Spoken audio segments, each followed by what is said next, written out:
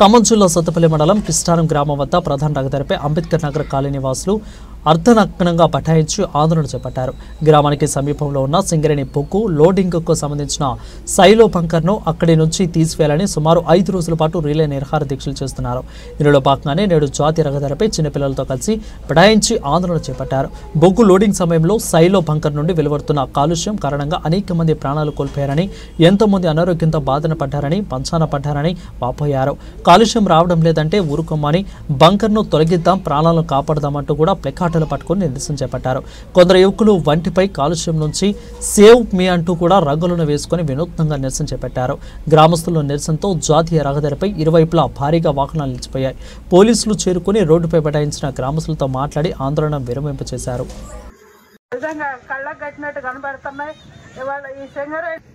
రక్షణ గోడలు కట్టిస్తా అని హామీ ఇచ్చిన ఈ యాజమాన్యం దిగి వచ్చి మన ఎన్నోసార్లు మనం సింగరేణి యాజమాన్యానికి వినతి పత్రం అందించడం జరిగింది. వారు మన చిన్న చూపుగా దళితులంటే, గిరిజనులంటే, మైనార్టీలంటే చిన్న స్థాయి అంటే వారికి చిన్న చూపు. కానీ మేము చిన్నవారం కాదు.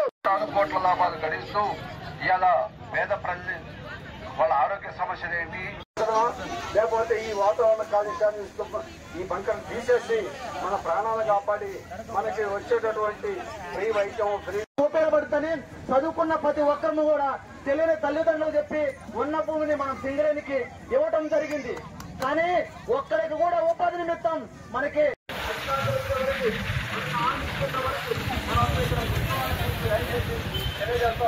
తెలియజేస్తూ భవిష్యత్తులో ఈ పోరాటాలు ఇంకా ముందుకు తీసుకొచ్చి దీని సమస్య పరిష్కారం అయ్యే విధంగా మనంతా కలిసి పోరాడాలని చెప్పి తెలియజేస్తూ సార్